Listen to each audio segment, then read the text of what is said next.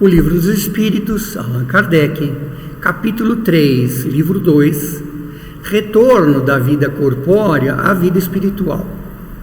Separação entre a alma e o corpo. Pergunta 154.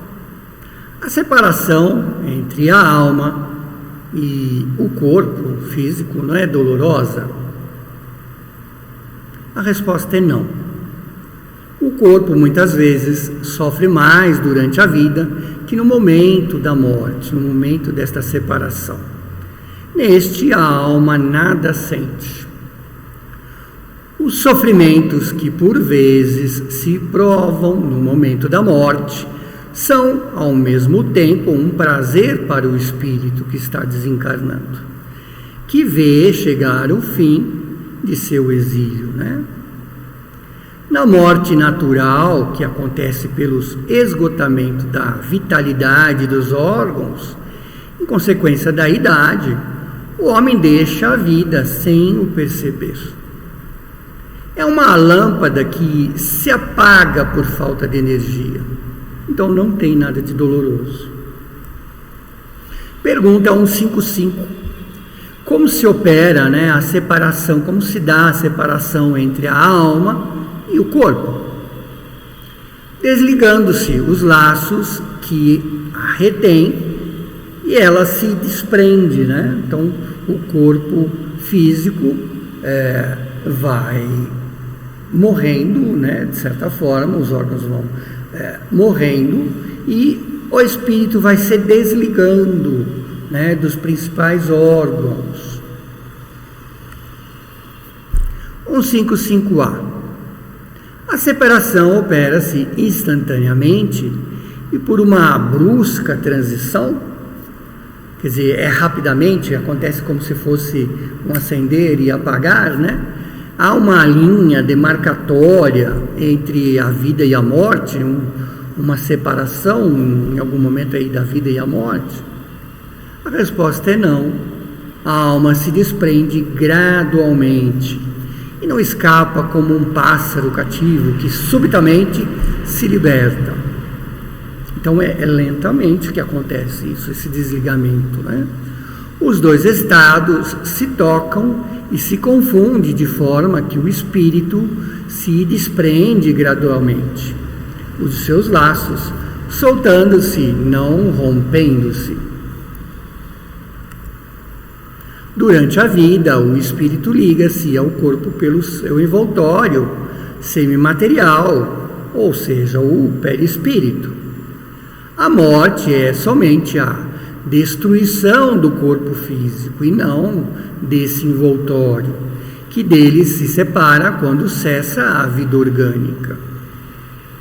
A observação prova que, no instante da morte, o desprendimento do espírito não se completa subitamente.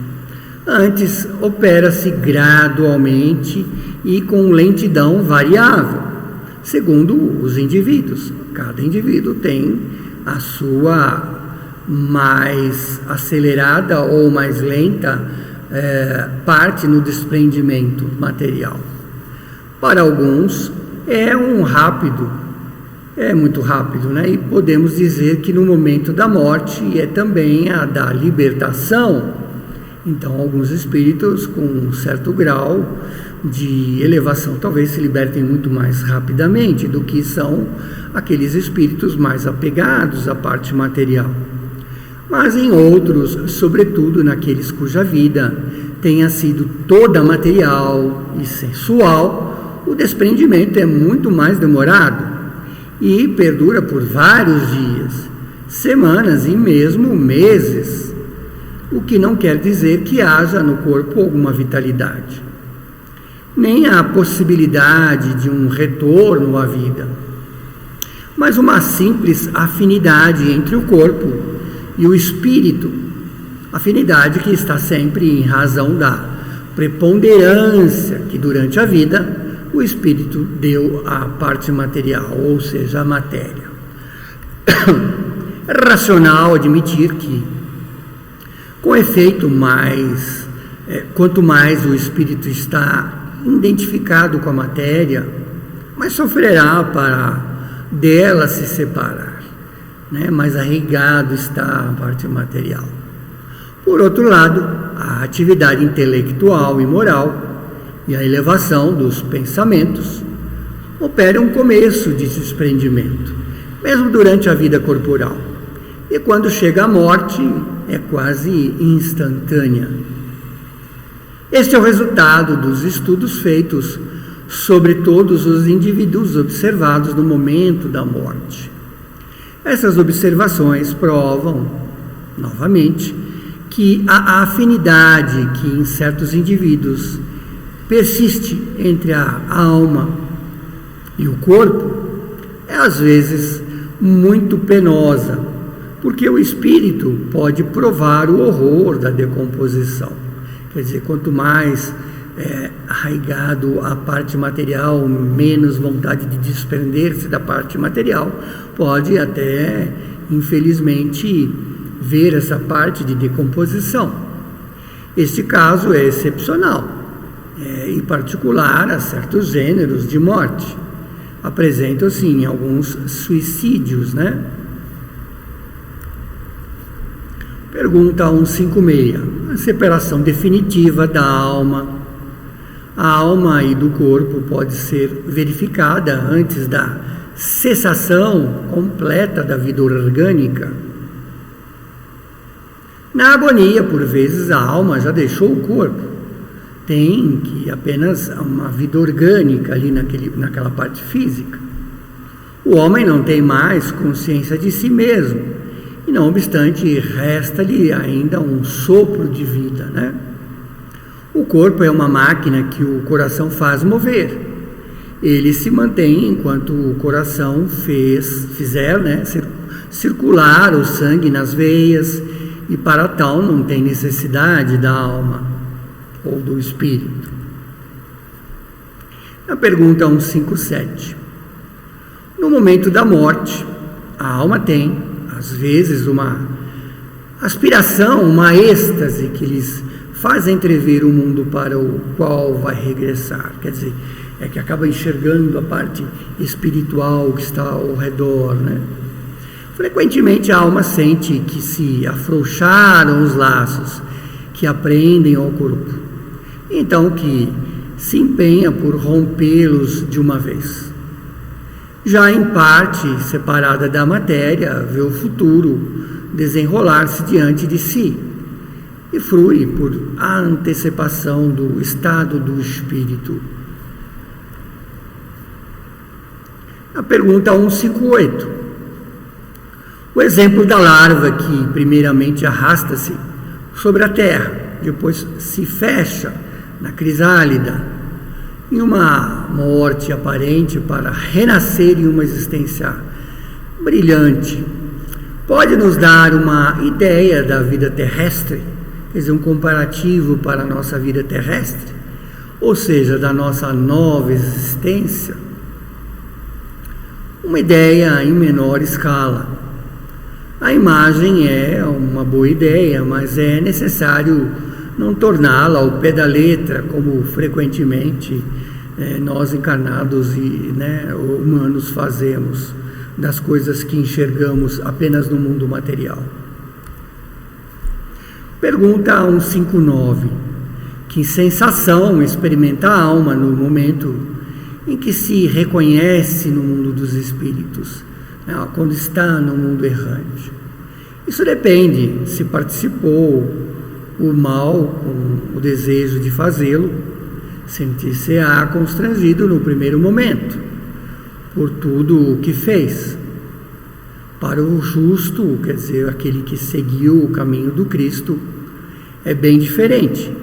Fica aqui aliviado de um grande peso, porque não receia nenhum olhar minucioso. Pergunta 160.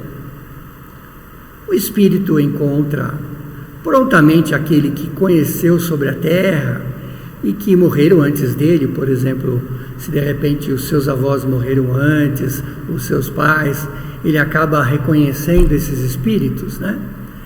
A resposta é sim, segundo os laços afetivos que tinham, mantido reciprocamente. Se tem uma afeição pelo pai, pela mãe, pelos avós que desencarnaram antes, obviamente terá esse reencontro, essa religação com esses espíritos, e reconhecerão esses espíritos.